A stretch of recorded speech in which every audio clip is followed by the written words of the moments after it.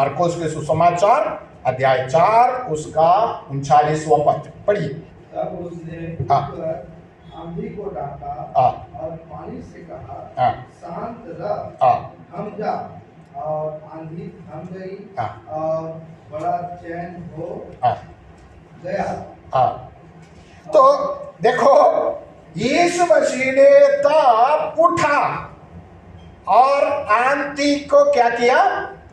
डांटा और हाँ पानी से कहा, क्या कहा? शांत हो जा। और तुरंत में क्या हो गया?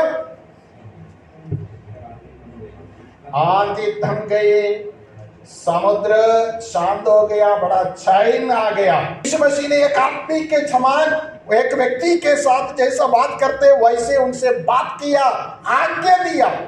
प्यारे भाई और बहनों, आंधी हो, तूफान हो और इस पर्यावरण हो, जो कुछ भी है, सब कुछ परमेश्वर का आज्ञा को मानते हैं, क्योंकि सब उसका सृष्टि है। भजन संहिता 148, भजन संहिता 148, 148 Psalms 148 उसका 8वां पद पढ़िए। हे अधीन हाँ। और बोलो, हे नीम और सूरे, हाँ। हे उसका वचन मानने वाली प्रचंड बयान। हाँ, देखो एक और बार पढ़िए जोर से। हे अग्नि हे अग्नि और ओलो, हाँ और ओलो, हे हिम और कुहरे, हे हिम और कोहरे, हाँ हे उसका वचन हे उसके वचन मानने वाले। देखो, अग्नि, हिम, कोहरा, ये सब किसका आज्ञा मानते हैं? परमेश्वर का आज्ञा मानते हैं। आप समझ ले, हमारी चारों तरफ जो देखते हवा, तूफान, आंधी, समुद्र का पानी और ओले, कभी कभी ओला गिरते हैं, ओले और हिम और तो ये सब परमेश्वर का आज्ञा मानते हैं, क्योंकि वो सब परमेश्वर का सृष्टि है। परमेश्वर उनसे बात करते हैं, परमेश्वर उनको आज्ञा देते हैं और परमेश्वर की आज्ञा को मानते हैं। जब हमें मालूम है, योना का किताब हम पढ़ते हैं, योना परमेश्वर का आज्ञा को नहीं माना, तो परमेश्वर ने योना को दिखाया, परमेश्वर आज्ञा देगा तो क्या क्या परमेश्वर की आज्ञा मानेगा। जहाज में जाके चढ़कर वो परमेश्वर के समुद्र से भागने की कोशिश किया तो समुद्र प्रकोप हो गया, आंधी आई, वहां पर भी समुद्र गरजने लग गया और सारे नाव में जितनी लोग थे सब डर गया और योना को लेके आया।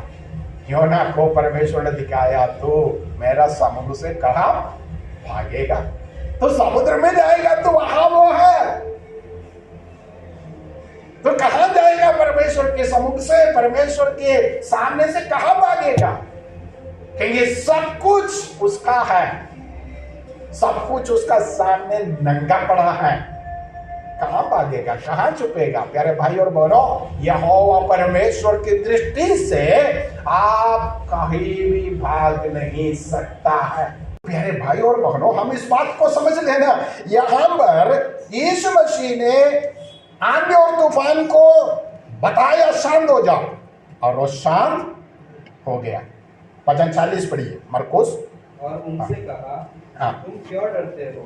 क्या तुम्हें अब तक विश्वास नहीं? देखो, यीशु मसीह ने फिर उनसे कहा, देखो यहां मरकुस ने कहा था, फिर उसने उनसे कहा। फिर मतलब आंधी और समुद्र को शांत करने के बाद यीशु मसीह ने शिष्यों से बात,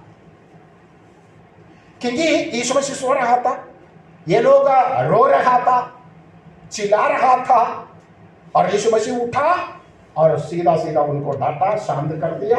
शांत करने के बाद तुरंत यीशु मसीह ने क्या किया?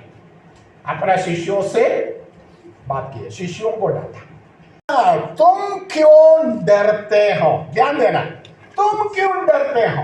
आप यीशु मसीह के सवाल पर ध्यान दें। यीशु मसीह आंधी और तूफान को थमा दिया, उनको शांत कर दिया, और फिर यीशु मसीह शिष्यों की ओर मुड़ा और पूछा, तुम क्यों डर गया? आप समझ रहे इस सवाल की मतलब? यीशु मसीह के साथ इतनी साल से चल रहे, इतनी समय से चल रहे, और यीशु मसीह की चमत्कार अपनी आंखों से कई बार देखा है, और यीशु मसीह की उपदेश सुना है, सब कुछ मालूम है। यीशु मसीह को मसीहा मानकर पीछे पीछे चलते हैं। यीशु मसीह ने कहा चलो हम उस पार जाएंगे। यीशु मसीह का वचन को मानकर नाव निकालकर नाव पर निकला है, नाव में यीशु है, फिर डरते हो? भाई आपसे पूछ रहे हैं, आप किसके लिए सब कुछ छोड़ के निकला? किसका बात सुना? आप किस सुसमाचार सुन के निकला है? यीशु को स्वीकार किया है। अगर आप उसकी बात मानकर निकला है, उसका बात मानकर आपने अपना जीवन को सौंप दिया है, तो डरते क्यों? अगर यीशु मसीह का बात सुनकर निकला है, अगर यीशु मसीह आपका नाव पर है, डरना नहीं। अगर आप जान लिया यीशु मसीह सच में कौन है, डर का सवाल ही नहीं होता। दूसरा राजा का किताब अध्याय 6 उसका 17 पद। तो एलीशा ने ये प्रार्थना की, हे यहोवा, इसकी आंखें खोल दे कि ये देख सके। तब यहोवा ने सेवक की आंखें खोल दी, और जब वो देख सका, तो क्या देखा कि एलीशा के चारों ओर का पहाड़ अनिमय घोड़ों और रथों से भरा हुआ है। देखो, तो यहां पर हम देखते हैं, ये बात हम जानते हैं, है ना? एलिया ने प्रार्थना किया, है प्रभु इसका आंख खोल दे, क्योंकि आप जानते हैं परमेश्वर ने उसका आंख खोल दिया, वो देख लिया। के साथ आपका नाव में जो कोने पे जो सो रहे हैं, वो कौन है? अगर आप देख लिया, आप जान लिया, तो डर का सवाल ही नहीं होता। प्रॉब्लम ये है आप जानते नहीं ये कौन है।